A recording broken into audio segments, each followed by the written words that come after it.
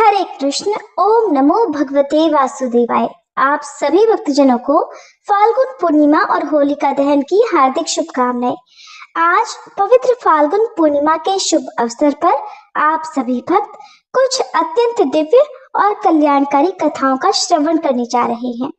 ये वही पावन तिथि है जब भक्ति भाव, दान, व्रत, होलिका दहन और बुराई पर अच्छाई की जीत का विजय संदेश पूरे वातावरण में गूंज उठता है।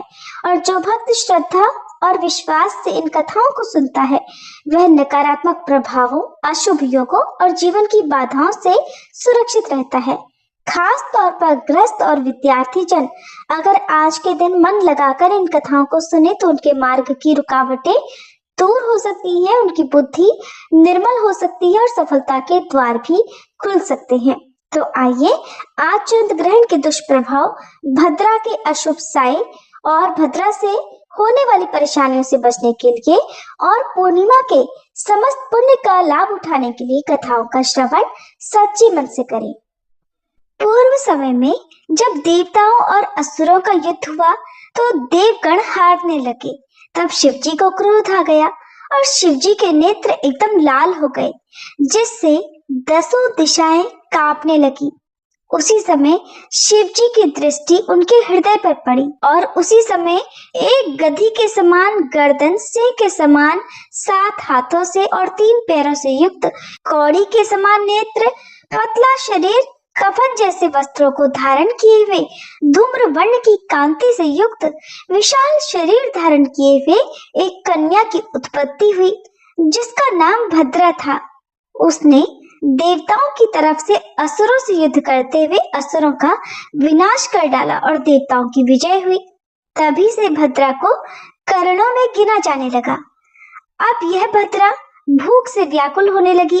तब उसने भगवान शिव से कहा कि हे महादेव, हे मेरे उत्पत्ति करता, मुझे बहुत भूख लग रही है, कृपया मेरे लिए भोजन की व्यवस्था कीजिए। तब महादेव ने कहा, विष्टि नामक करण में जो भी मंगल या शुभ कार्य किए जाएं, तुम उसी कर्म के पुण्यों का भक्षण करो और अपनी भूख शांत करो। इसीलिए भद्रा काल में किए जाने वाले सभी मांगलिक कार्यों की सिद्धि को ये अपनी लपलपाती 7 जीभों से भक्षण करती हैं। इसलिए भद्रा काल में शुभ मांगलिक कार्य नहीं किए जाते। प्राचीन समय की बात है, एक बार देवर्षि नारद स्वर्ग लोक में भ्रमण करते हुए वैकुंठ लोक पहुंचे। वहां उन्हें श्री हरि विष्णु के शंख, चक्र, गदा और पद्मधारी रूप का दर्शन हुआ। उनके चरणों में प्रणाम करते हुए नारद जी ने प्रश्न किया, हे भगवान, कलयुग में ऐसा कौन सा व्रत है जिससे मनुष्य जीवन के समस्त कष्टों से मुक्त होकर पूर्ण लाभ प्राप्त कर सके तथा अंत काल में मोक्ष को भी प्राप्त हो। तब श्री लक्ष्मी नारायण भगवान ने कहा, हे नारद, जो मनुष्य 32 पूर्णिमा तिथियों तक श्रद्धा और नियम पूर्वक उपवास करता है, श्री सत्यनारायण कथा का पाठ करता है, चंद्रमा को अर्घ्य अर्पण करता है तथा ब्राह्मणों को दान देता है, वह समस्त पापों से मुक्त होकर विष्णु लोक को प्राप्त होता है। अब मैं इस व्रत से संबंधित एक कथा का वर्णन करता हूँ, कृपया ध्यान पूर्वक श्रवण करो। प्राचीन काल में विदिशा नगरी में धर्मदत्त नाम का एक ब्राह्मण रहा करता था। वह बहुत निर्धन होते हुए भी अत्यंत धर्मनिष्ठ और भक्ति भाव वाला व्यक्ति था।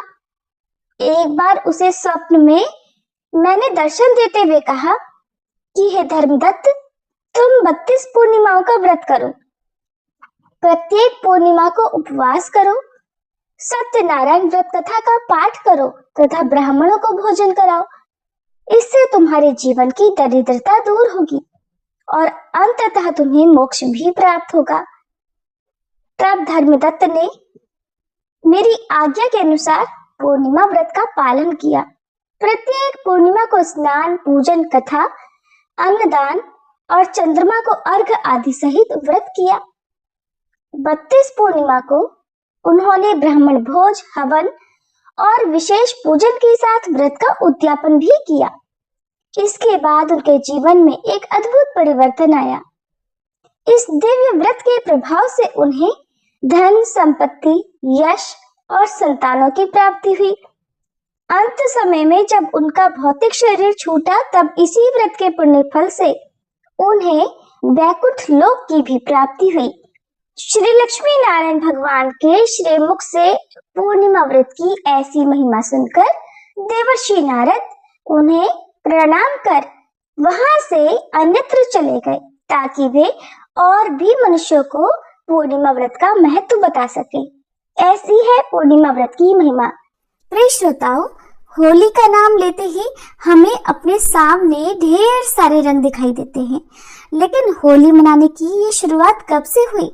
वैसे तो होली भारत के सबसे प्राचीन पर्वों में से एक है, लेकिन होली मनाने की परंपरा कैसे शुरू हुई इस बारे में बहुत सारी कथाएं हैं, जिनमें सबसे ज्यादा सुनी जाने वाली कथा है हिरण्यकश्यप और भक्त प्रहलाद की, होली का दहन की। इसके अलावा भी बहुत सारी कथाएं हैं जिनमें राधा कृष्ण और भगवान शिव पार्वती जी से जुड़ी हुई भी कथाएं हैं। एक कथा के अनुसार रंग वाली होली खेलने का संबंध श्री कृष्ण और ब्रज की राधा रानी से भी है। धार्मिक मान्यता है कि भगवान श्री कृष्ण ने ग्वालों के साथ मिलकर होली खेलने की प्रथा शुरू की थी। एक कहानी जो सुनाई जाती है उसके अनुसार भगवान श्री कृष्ण का रंग सांवला था और राधा जी गोरी थी। आपने सुना होगा कि यशोमती मैया से बोले नंदलाला, राधा क्यों गोरी मैं क्यों काला। तो कान्हा जी अपनी मैया से अक्सर यही शिकायत किया करते थे। एक दिन कान्हा जी के इस तरह शिकायत करने पर यशोदा जी ने उनसे कहा कि कान्हा, जो ये तुम्हारा रंग है उसी रंग को तुम राधा के चेहरे पर भी लगा दो, इससे तब तुम्हारा और राधा का रंग एक जैसा हो जाएगा।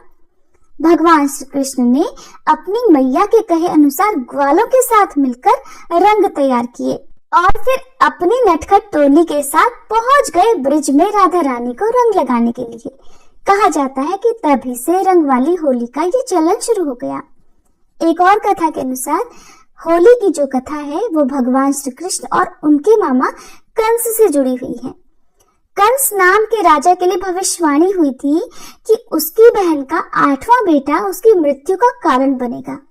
इस भविष्यवाणी के बाद कंस ने अपनी बहन देवकी और उनके पति वासुदेव को जेल में कैद कर दिया था। कंस उनके नवजात बच्चों को मार दिया करता था।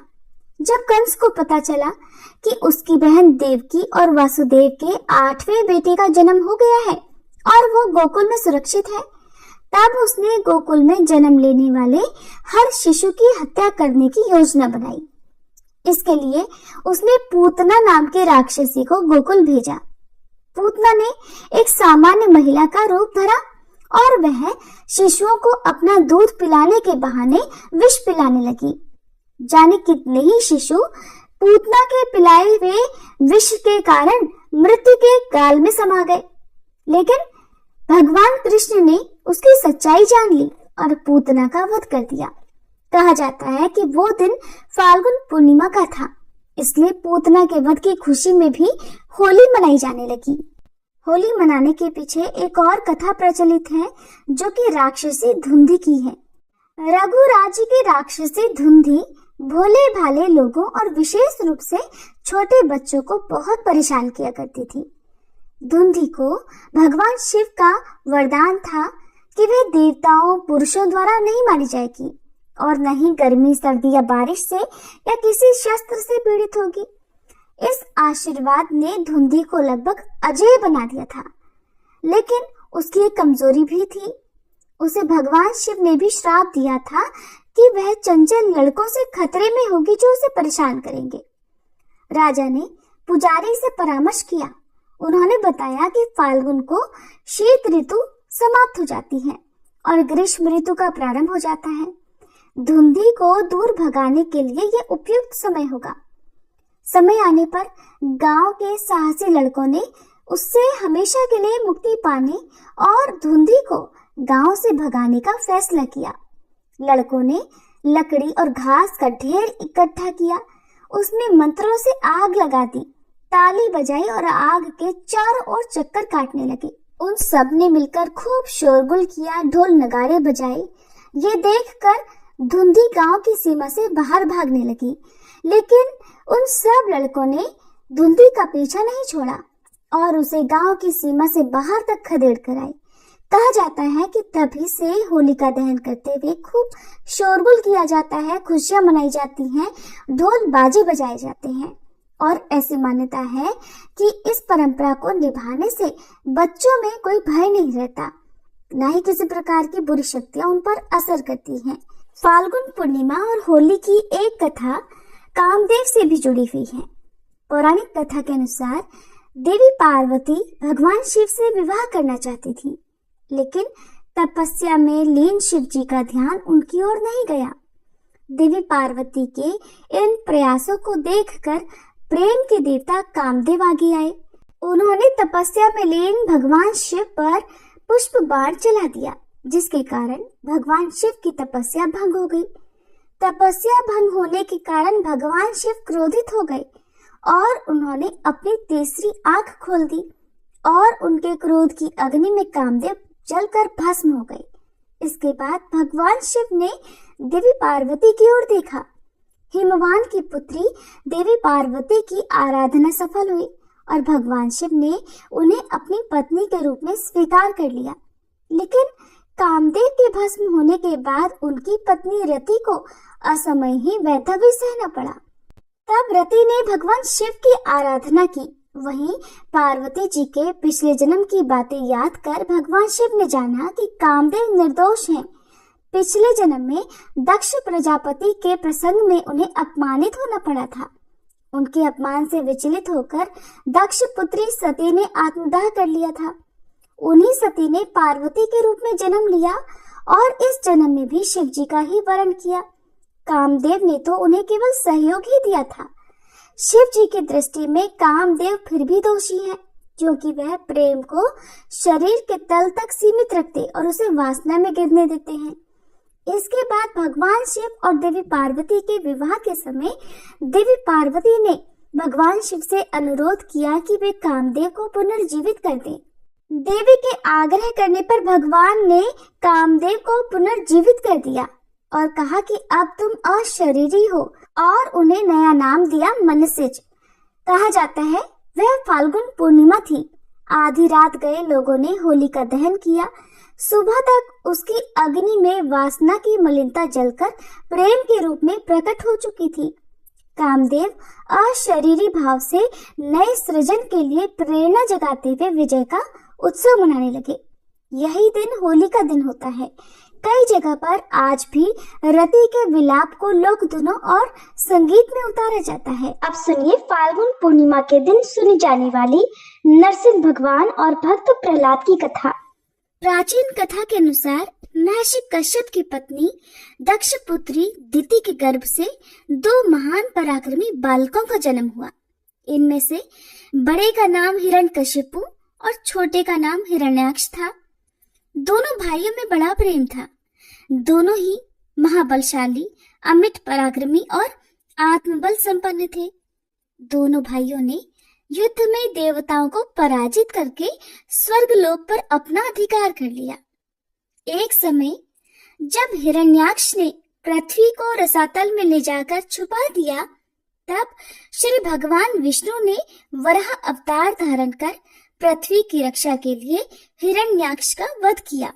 अपने प्रिय भाई हिरण्याक्ष के वध से दुखी होकर हिरण्यकशिपु दैत्यों को प्रजा पर अत्याचार करने की आज्ञा देकर खुद महेंद्राचल पर्वत पर तपस्या करने के लिए चला गया।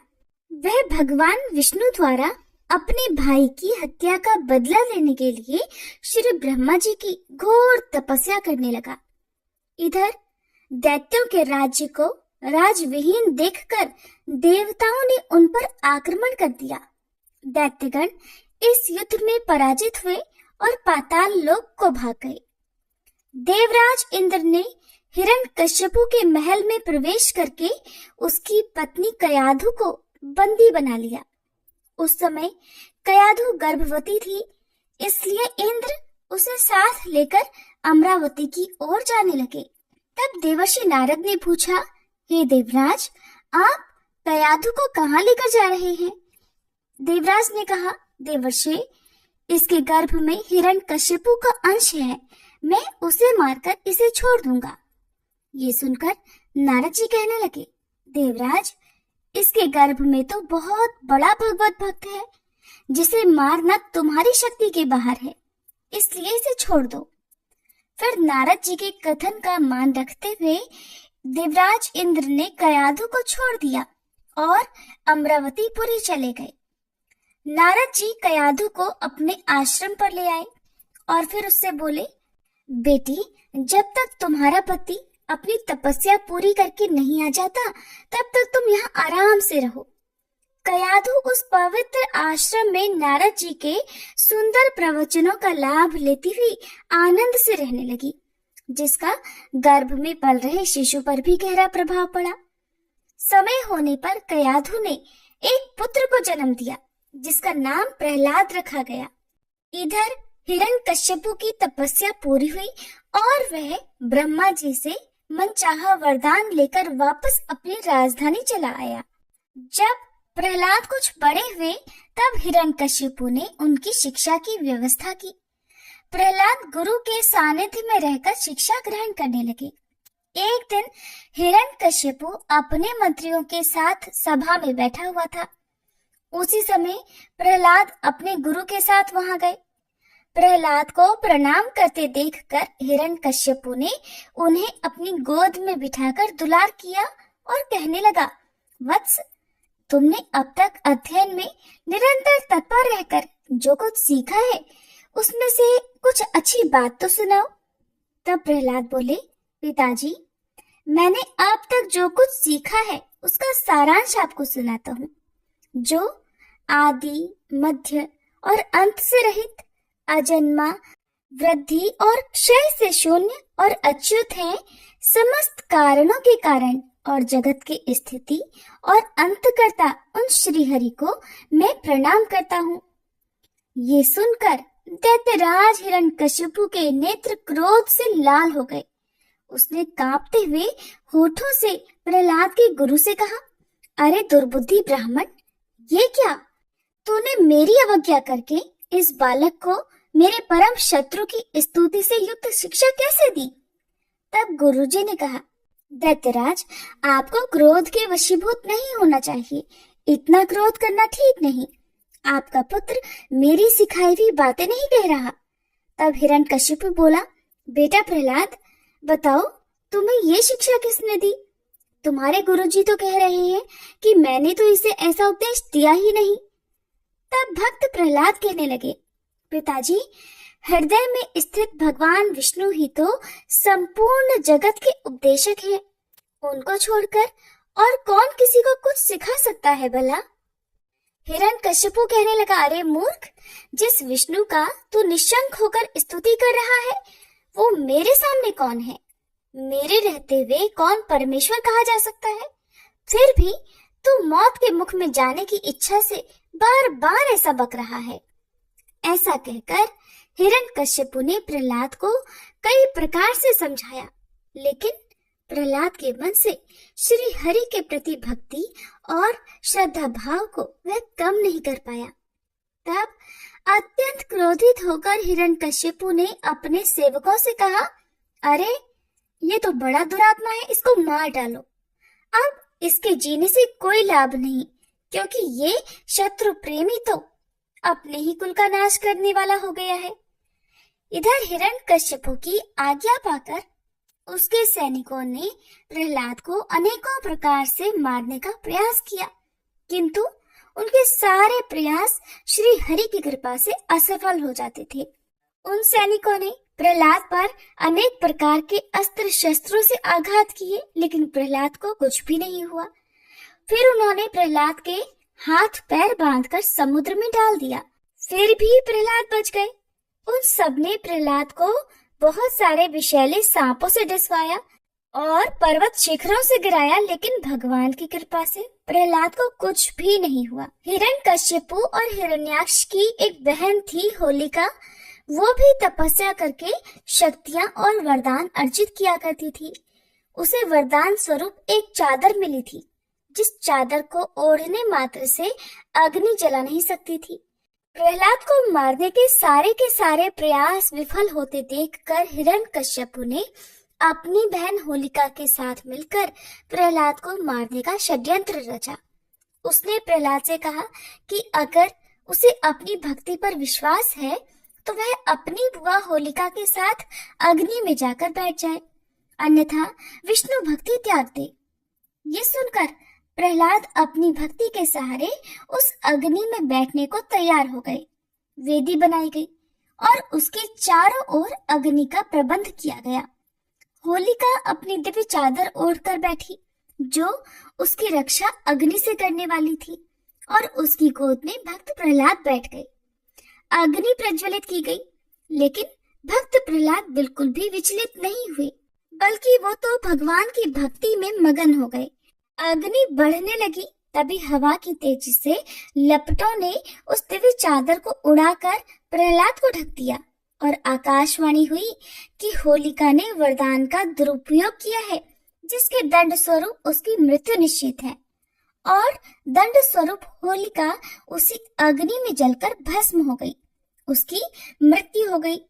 इधर उसका भाई हिरण्यकश्यप अपनी प्रिय बहन की मृत्यु से अत्यंत दुखी होकर विलाप करने लगा। इस प्रकार एक बार फिर से भक्त प्रहलाद की भक्ति की विजय हुई और अधर्म का नाश हुआ। प्रहलाद को सुरक्षित देखकर प्रजा में बड़ा संतोष दिखा। प्रजा ने उत्सव मनाया। यह बुराई पर अच्छाई की विजय है, अधर्म पर धर्म की विजय और क्रोध पर प्रेम की विजय है। प्रजा ने अपना आनंद अलग अलग रंगों से रंगोत्सव मनाकर कर दिया। अच्छे अच्छे पकवान बनाए गए, गीत गाए गए। होलिका के अग्नि में जलकर भस्म हो जाने का और प्रहलाद के फिर से जीवित बच जाने का समाचार जब दूतों ने हिरण्यकशिपु को सुनाया तो वह अत्यंत क्षुब्ध हुआ और उसने प्रहलाद को अपनी सभा में बुलवाया। हिरण्यकशिपु ने प्रहलाद से कहा, रे दुष्ट, जिसके बल पर तू ऐसी बहकी बहकी बातें करता है, तेरा वह ईश्वर कहाँ है? अगर वह चारों ओर है तो मुझे इस खंभे में क्यों नहीं दिखाई देता? तब प्रहलाद ने कहा, पिताजी, मुझे तो वे प्रभु खंभे में भी दिखाई दे रहे हैं। ये बात सुनकर हिरण्यकशिपु क्रोध के मारे खुद को संभाल नहीं सका और हाथ में तलवार लेकर सिंहासन से कूद पड़ा और बड़े जोर से उस खंभे में एक घूंसा मारा।